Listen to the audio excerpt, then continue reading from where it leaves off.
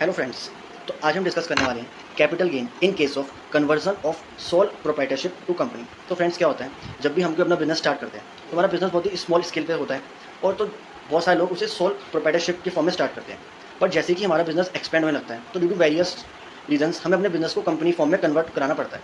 अब जैसे ही आप कंपनी फॉर्म में कन्वर्ट कराओगे तो जो भी आपके एसेट हैं, लाइबिलिटीज़ है, वो ट्रांसफर होंगे किससे, सोल प्रोप्राइटरशिप से कंपनी में। और हम जानते हैं दोनों अलग अलग बिजनेस एंटिटी होंगी।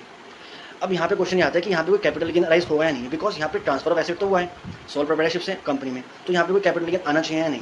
तो हमें इसका आंसर देता है सेक्शन 47, जो ये कहता है कि जब भी आप अपने बिजनेस फॉर्म को सोल प्रोप्राइटरशिप से कंपनी में कन्वर्ट कराते हो तो वहाँ पे कैपिटल गेन नहीं आएगा, बट सब्जेक्ट टू 4 कंडीशंस। हमें यहाँ 4 कंडीशन चेक करनी पड़ेगी।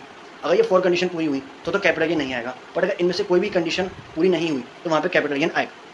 अब इनमें पहली कंडीशन है कि all asset and liability should be transfer to company. आपको कंपनी में सारे एसेट और लाइबिलिटी ट्रांसफर करने पड़ेंगे। सेकंड कंडीशन है, जो यहाँ पे सोल प्रोप्राइटर था वो शेयर होल्डर बनेगा कंपनी में।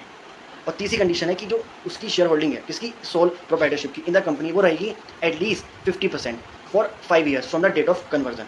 और यहाँ पे फोर्थ कंडीशन है कि जो सोल प्रोप्राइटर है, जो उसने अपनी एसेट और लाइबिलिटी ट्रांसफर करी कंपनी को, उसके अगेंस्ट उसे कंसिडरेशन में सिर्फ शेयर इन द कंपनी मिलना चाहिए और कुछ उसे नहीं मिलेगा। अगर ये 4 कंडीशन पूरी होते हैं तो यहाँ पे कैपिटल गेन राइज नहीं होगा।